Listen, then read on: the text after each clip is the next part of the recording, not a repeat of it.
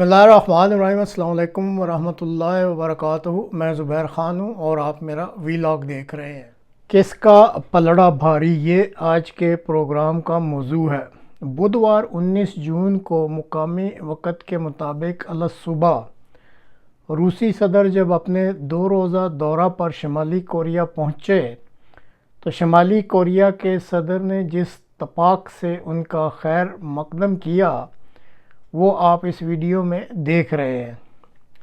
شمالی کوریا کے صدر بنفس نفیس ہوائی مستقر پر گئے اور روس کے صدر کو خوش آمدید کہا۔ ایئرپورٹ پر استقبالیہ کے بعد روسی صدر کو پورے پروٹوکول کے ساتھ ان کی رہائش گاہ پر پہنچایا گیا۔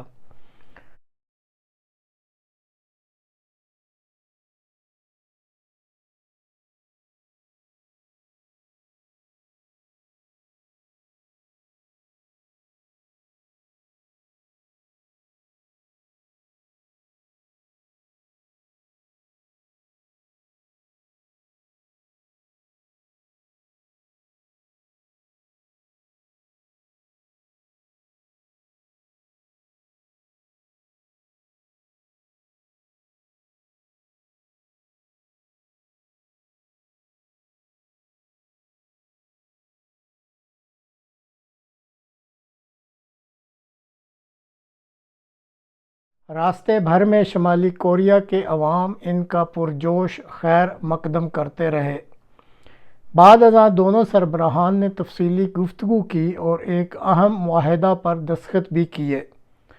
دونوں سربراہان نے اس معاہدہ کو ایک اسٹریٹجک معاہدہ برائے دفاع اور امن کا نام دیا ہے۔ شمالی کوریا کے صدر نے روسی صدر کو شمالی کوریا اور اس کے عوام کا مخلص، دیانتدار اور بہترین دوست بھی قرار دیا ہے۔ روسی صدر کے مطابق دونوں ممالک میں سے کسی کے خلاف بھی اگر کوئی جارحانہ کارروائی کی گئی تو ایسی صورتحال میں یہ دونوں ممالک ایک دوسرے کے شانہ بشانہ کھڑے ہو جائیں گے۔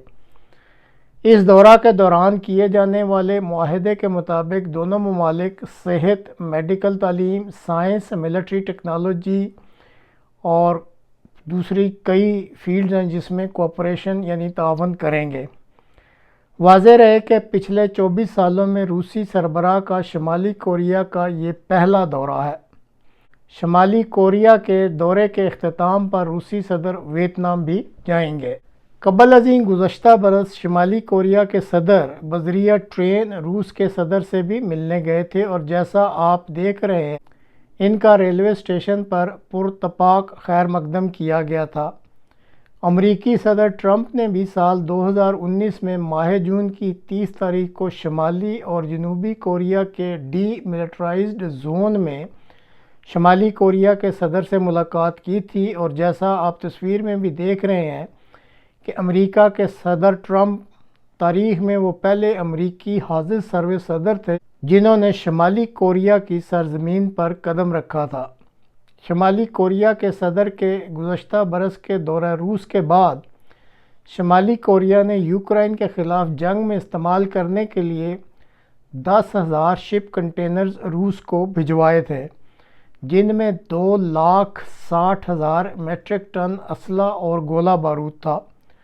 روس نے جو میزائل یوکرائن کے خلاف استعمال کیے ہیں ان میں بھی شمالی کوریا کی طرف سے مہیا کیے گئے میزائل شامل ہیں۔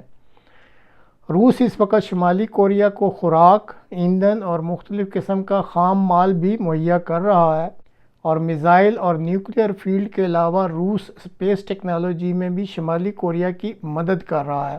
شمالی کوریا کی طرف سے فوجی مقاصد کے لیے جاسوسی کرنے والا پہلا اسپیس سیٹلائٹ مالک یونگ بھی روس کی مدد سے ہی بھجوایا گیا تھا۔